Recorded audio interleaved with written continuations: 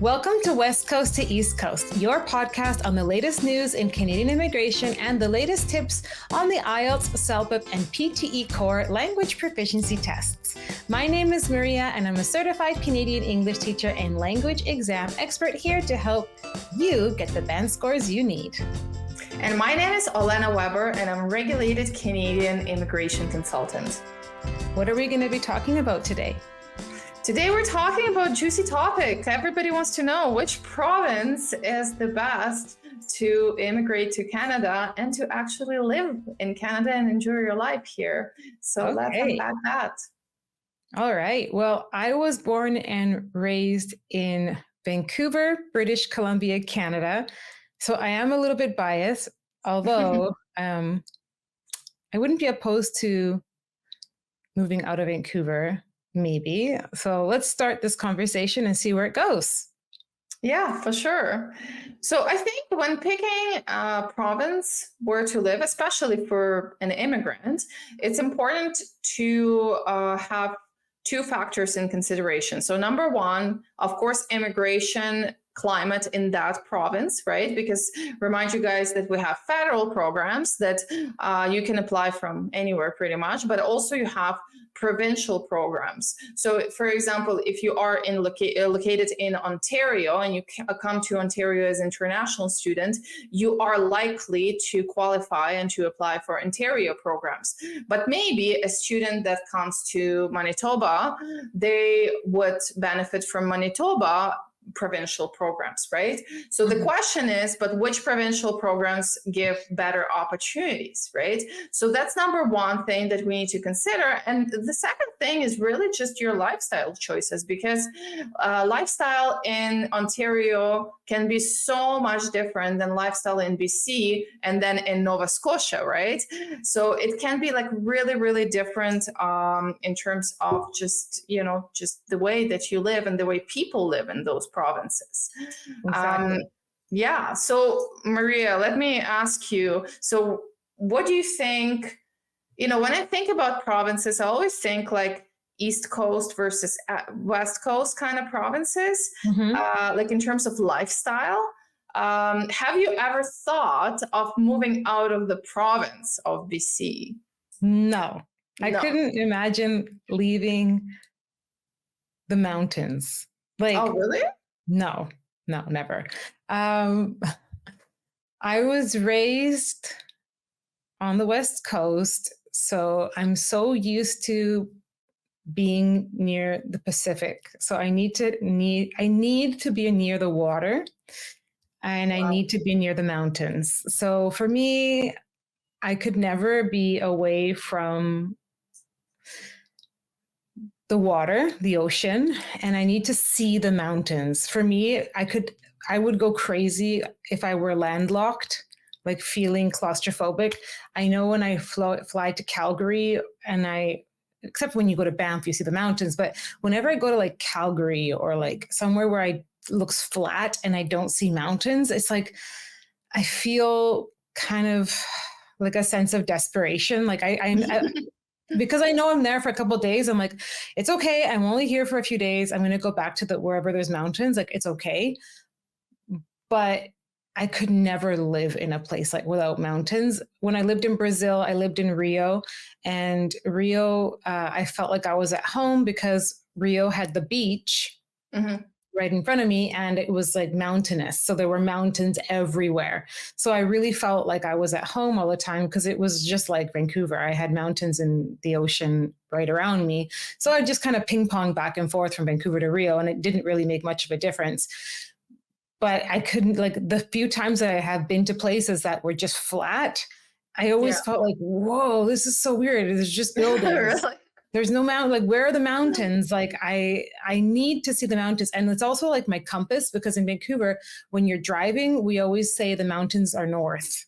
So if you're ever lost, you can just be like, oh, look at the mountains. They are north. So the mountains are north. So if you're like on Google or something, you just look at the mountains and you know that that's north. So I couldn't. And I need to feel like the sea breathes. Like I need to feel the air, like that mist. it just makes me feel like I'm home. And whenever I travel abroad and I get back to Vancouver and I open the airport door, and the first thing I feel is the air here. I'm like, oh, okay, I'm home. I can't be Wow, away from that's that. very interesting, because for me it's the other way around, because I cannot even imagine how it is to live in beside the ocean or the sea or Really? in the mountains. Yeah, because it's so, like, for me it's so exotic, right? Like, it's very exotic to live in a place that always has the ocean or always has the mountains. So it's completely opposite. That's But so do you funny. think, yeah, I know. But do you think the lifestyle in Vancouver, and I know that Vancouver obviously is a very big city, but do you think the lifestyle would be different if you compare it to other big cities like Calgary or Toronto? Well, definitely. Yeah. Vancouver is not that big. I think the census is like 3 million. Let me just do a quick Google, just to do the population of Vancouver. It used I to don't even be know where we are in Toronto, because population of Vancouver 2024 is, yeah, around I guess 3 million. I should get like a prize. It's currently 2,683,000, and okay. that's the current metro area population of Vancouver. So yeah, that probably encompasses like the greater area of Vancouver, which is like some suburbs around. Mm-hmm. Not that big. I mean, when there are so many bigger cities in the world, it's not it's not that big, but I will say that Vancouver is also like the downtown core, especially. It's a little island. So it's Mm-hmm. very vertical with like lots of condominiums. So it does feel very condensed. Yeah. I like that though, because there's a lot of like restaurants and a lot of shops and stuff. So you see a lot of people on the seawall doing a lot of things. It doesn't feel very spread out. So you Mm-hmm. can do everything on foot, which I really like. You don't have to have a car. Whereas in other cities, there's a lot of highways. Mm-hmm. Like you need to have a car. You don't need to have a car in Vancouver. I like Do you that. do you feel like it's a busy city in terms of, like, fast paced, and people, like, if you think about New York, right? Like, it's crazy busy. Like, do you think Mm, Vancouver is, like, comparable to Toronto, or no? no, not compared to Toronto. Toronto is known for being way more fast paced than Vancouver. Mhm. Vancouver has a more laid back feel than Toronto. I can't say that Vancouver doesn't have traffic jams, though. We still have traffic Yeah. jams. We still have, rush hour and stuff like that. We still have those things here because it still is a city. However, in general, the vibe here in Vancouver is a lot slower than in Mhm. Toronto. Toronto is known for being like the New York of Canada. It's nothing compared to New York, but it is a much more fast paced city. People are in a bigger rush than in Vancouver. It's a much bigger city than Vancouver for sure. I've been to Toronto a couple of times. I've never lived there though, but my friend Audra and a couple of other people, like friends of mine that lived there, they have told me how much more of a fast-paced lifestyle it is there, and people get it's more of like a corporate feel than Mhm. in Vancouver. So Vancouver is known for being more chill, laid back than in Toronto, especially since a lot more like the head offices are big corporations are in Toronto. Yeah. So yeah. Yeah, for sure.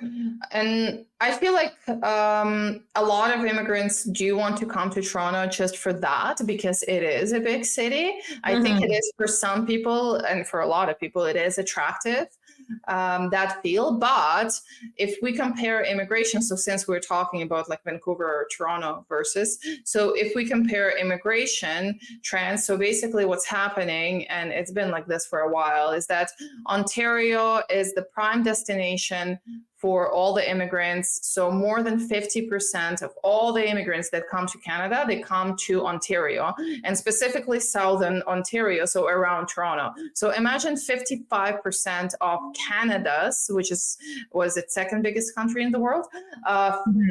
55% they settle around Toronto, right? Which is Wow. huge.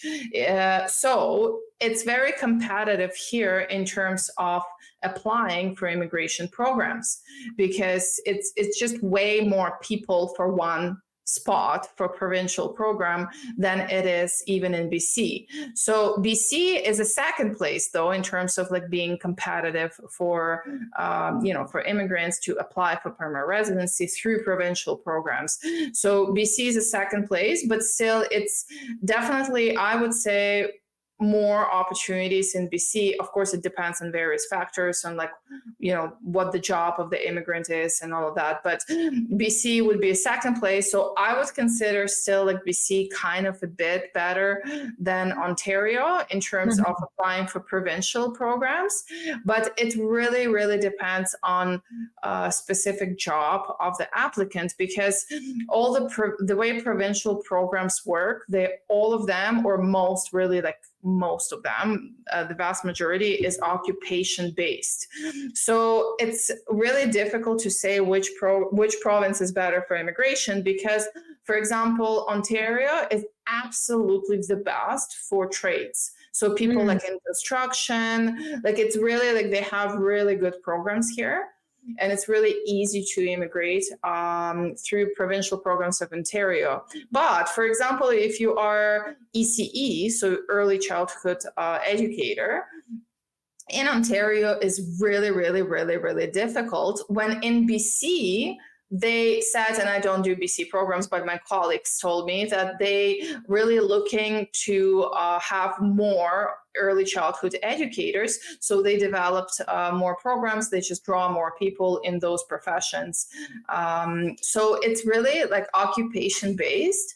But also I want to say that if we talk about like provinces, for example, like northern provinces, like literally just yesterday, I had a consultation and a person asked me, listen, I've heard, in those places in Canada where it's like very cold and it's a lot of forest, I've been told that you can just go there and they would just give you a permanent residence. And I'm like, no, it doesn't work like that. No, but it's a kind of like misconception, right? Because maybe a long time ago, like 20 or 40 years ago, maybe it used to be like that. I don't know. But it doesn't mean that if you go to Northwest Territories, that it actually provincial, or I guess territorial program of Northwest Territories is not very developed. Like, I don't think they get many immigrants there. So it's just not very, even if you go on the website of their program of immigration, it's like very kind of basic website, and like it's not a lot is happening, and they get a very small quota.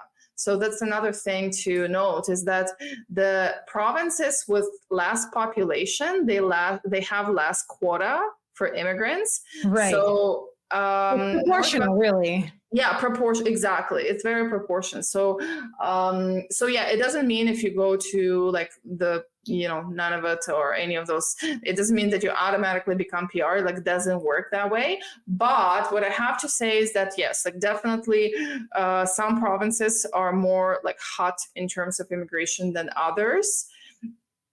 So in the recent years, Alberta has been running, and it's all very political, right? Like, it's government in Alberta right now, they're really open to immigration, and they're trying to attract a population to move from other provinces and other countries to Alberta.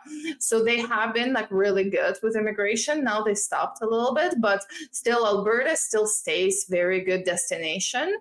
And I think we talked with you, Maria, that a lot of people, like just even Canadians, started moving to Alberta because also I think housing, yes, exactly. Prices for houses, attractive for sure. I have a question. Have people been kind of going to small suburbs in Ontario, like they have been doing in, say, British Columbia as well? You mean not like kind of leaving the downtown core of Toronto, exploring options? Because like you can still immigrate to the province of Ontario, but you don't have to stay in Toronto. You can go to a small town in the middle of Ontario, like maybe in Windsor, for example, or like London. Yes, like they don't have to stay in Toronto. Definitely the trend is there, and because of housing, right? Housing is a key driver, because it's impossible to afford anything downtown Toronto. but also, it's kind of, I don't know if it's the same in BC, but it's kind of like it's a trade-off, because yes, you would go to the smaller city, but then people would get scared that they don't find jobs there, right? Mm. But yes, definitely there is a big trend comparing to how it used to be back in the days, that everybody would really, really go to Toronto. Now everybody like really spreads out more. Also, the government launched this, fairly new, it's a pilot program, which is called RNIP, which is Rural Northern Pilot. Okay. And that involves several communities across Canada. So Thunder Bay, for example, in Ontario, Sudbury in Ontario, and there are a couple in BC, Manitoba. So those are rural northern communities. And if you go there and if you find employment there, you can apply for permanent residence. Of course, there are like strings attached and there are eligibility requirements, but this program actually has been like super successful. And as a result, people started moving to Thunder Bay and Sudbury, like here in Ontario, like crazy. I talked to one immigration consultant from Thunder Bay, and he said like it's insane, like everybody's just moving here, which I'm sure Thunder Bay didn't expect that. But it's good. I think it's good that people kind of like start exploring different parts of the provinces, and it's good for the country, I think, as a whole, because it eventually the infrastructure starts developing more, right? Because if the population moves, then government starts building more schools, more roads, more, it's good trend. Right. That's good. Yeah. And I was telling you earlier that I just spent some time visiting my brother in a small town in BC called Nelson. It's about 900 kilometers southeast of Vancouver, kind of close to Alberta, maybe a 3-hour drive to Alberta. And I noticed there were lots of immigrants there. So there's there's a college about an hour drive from Nelson's called CELPIP, and there were lots of international students studying there. I noticed that there are people kind of exploring the options of studying and working in other cities in British Columbia that aren't just Vancouver, because Vancouver is astronomically expensive, that even people who were born and raised here are getting priced out of their own city. So imagine like immigrants coming here, they can barely afford to live here. So they're going to other cities. They're not just staying in Vancouver anymore. Maybe they're coming here, getting their PR, and then exploring other options. They're trying and they're checking out other cities and maybe going to Nelson, maybe going to the north of British Columbia to see what other options there are. Yeah, definitely that's happening. And what I have to say from immigration point of view is that what I see is that when immigrants come to those smaller cities and they study there, they live there, eventually they are very likely to find their jobs there in the same like smaller kind of community. And because it is smaller community and those businesses are generally smaller, we're not talking about like big Walmarts, we're talking about like usually it's private businesses in these small cities or towns. Because of that, employers a lot of times they're more willing and they're more open to support their immigrant workers in terms of immigration. And it is because it's a small community. They don't want to lose their workers. They don't want to train somebody new. It's harder to find people. Like right now we have a client from more rural Ontario place, and they are supporting their worker. And I was like, asking them like, why would you want to support your worker? And the response was like, there is literally nobody in the city to work. Like we know everybody who lives here. There is nobody else here to work for our company. And for the support, usually the process is that the company needs to advertise for the job and try to recruit Canadians. And the company told me is that like, I can guarantee that nobody will apply, like nobody, because it's such a small town. They know everybody. They know everyone. He's like, who's going to apply? Nobody. Like Dave is not applying. So that's why I find it is a very good idea for immigrants to go to those smaller communities, because, for example, in Toronto, if you like the worst decision you can do as an immigrant is go to Toronto and find a job in one of the big banks, for example, or one of the big companies, because those companies, they never ever support their workers for immigration. Because guess what? If not you, like if you're going to quit your job, it takes about 5 minutes to find somebody else in Toronto instead of you, right? Mm-hmm. So that's why I find it's very beneficial to like just explore other places, and including East Coast and like Nova Scotia. Toronto's not technically the East Coast, right? There's more out there. Yes, yeah, technically it's not. No, I'm talking East Coast. I'm talking about like Nova Scotia, Yes. New Brunswick, Newfoundland. So those ones. Yes, a PEI, yes. Those make sense to also explore in terms of immigration, because again, in my experience, I've just seen more loyalty from employers and just willingness to support immigrants than in bigger cities.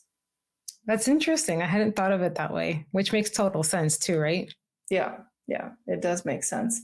But I have to say is that if you are planning to apply through any like provincial streams or federal streams for immigration, don't go to Quebec, because if you want to live in Quebec, then you have to go through the immigration system of Quebec, which is literally completely different.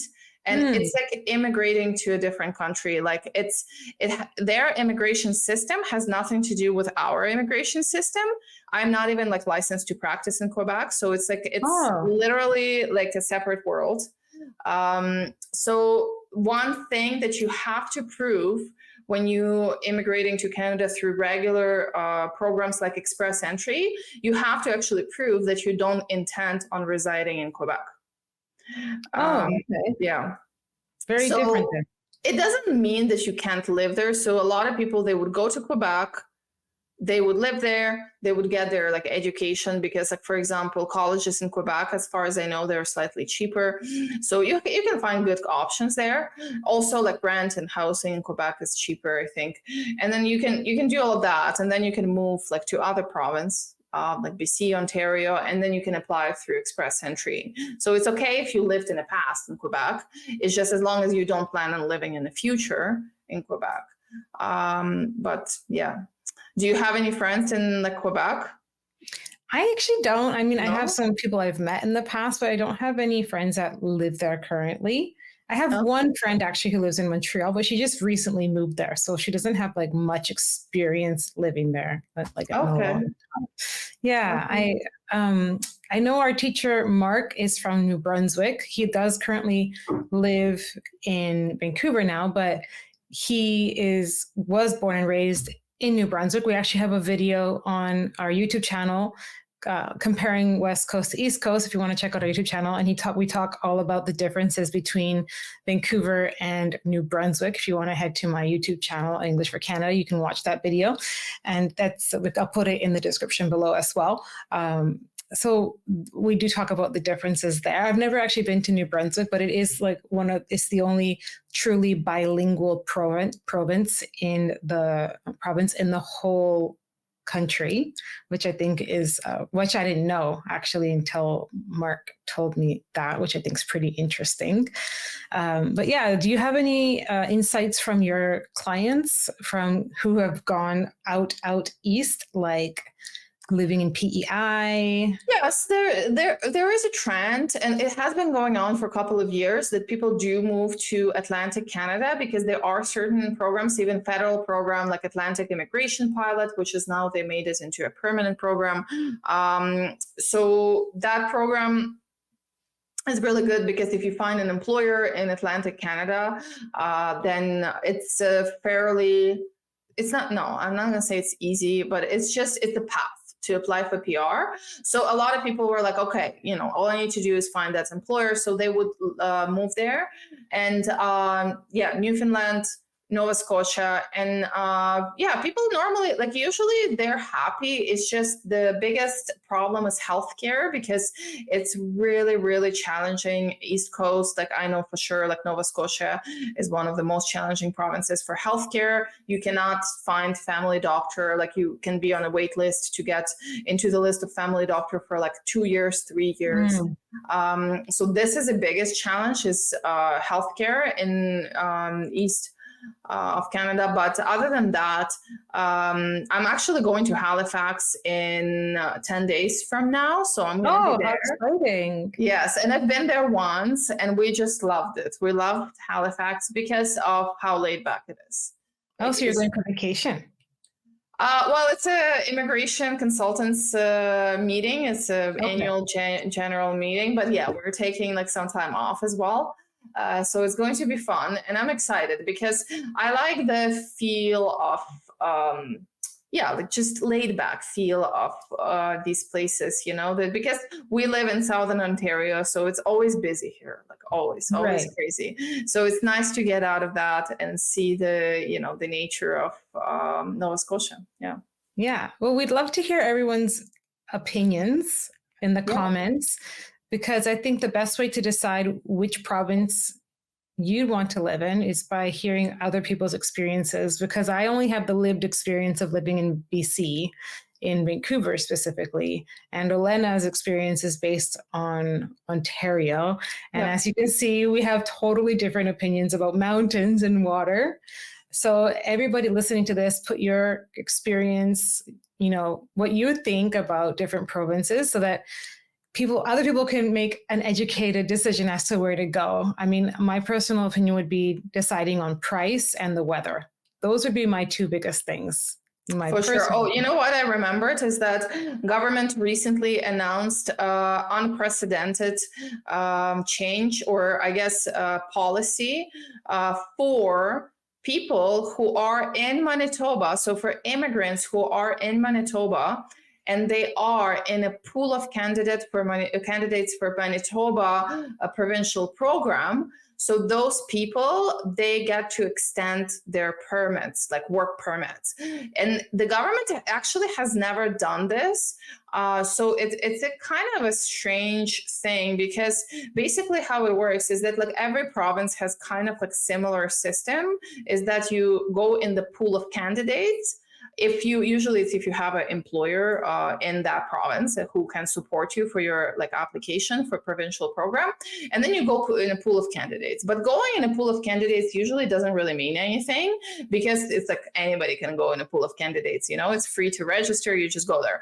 But the government just announced that like if you are in a pool in Manitoba, specifically for the Manitoba program, then you get to extend your work permit, I believe for 2 years, but it's very fresh, so I'm not sure, but it's definitely extension of a work permit, which is kind of weird because it's like they're prioritizing Manitoba now, in a sense of, but like why Ontario doesn't get it? Why like anybody else gets it?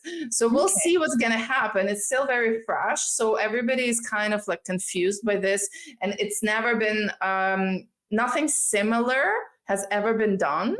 So I'm not sure if it's only going to be Manitoba, but yeah, now it looks like Manitoba definitely would be a good, good province to be in from immigration point of view. Interesting. Yeah. Okay. The last thing I do want to mention is the idea of weather.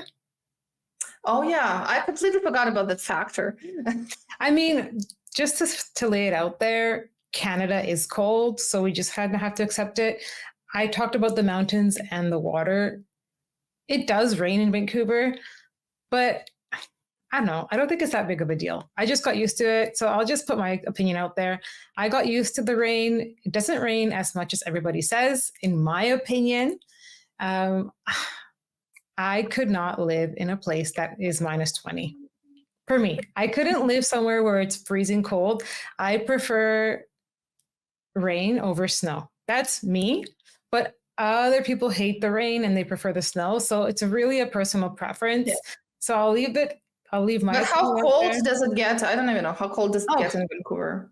Like 0 degrees. I mean, we had a couple of weekdays where it was like minus 15, but it was like really rare and everyone was like freaking out. But it was like minus 15 for like a week and then it went away. Yeah.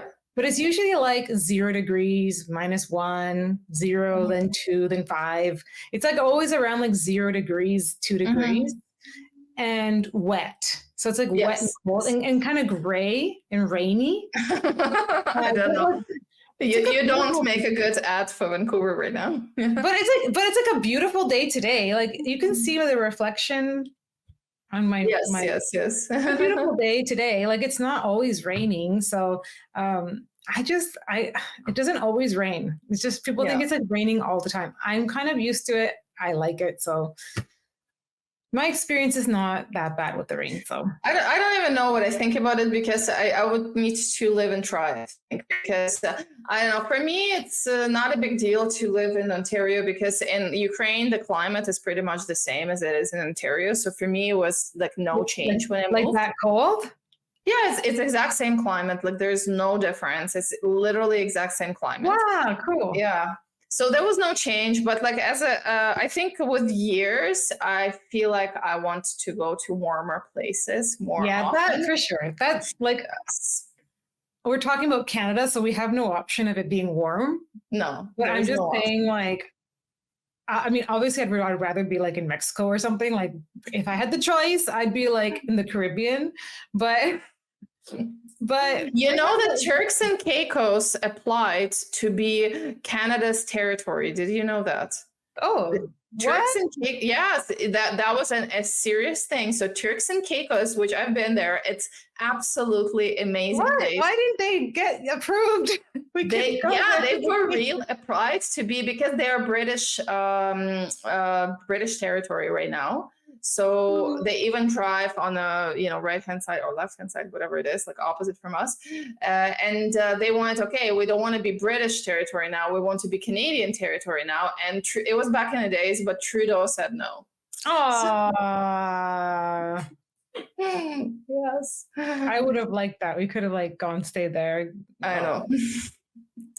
Okay, well, please again leave your opinions in the comments. And don't forget that if you need to prepare for your IELTS, CELPIP, PTE Core test, or if you want to improve your English with a Canadian teacher or even your French, get in touch with us here at English for Canada. And if you need to get help for your permanent residency, get in touch with Olena at Weber Immigration and her team. You work with your husband, right?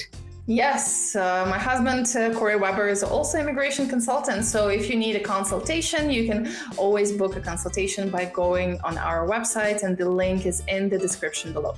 Fantastic. We'll put everything in the description below so you can get the help you need to become a Canadian permanent residency. We'll see you next time here at West Coast to East Coast, and have fun out there becoming Canadian. Bye. See you. Bye.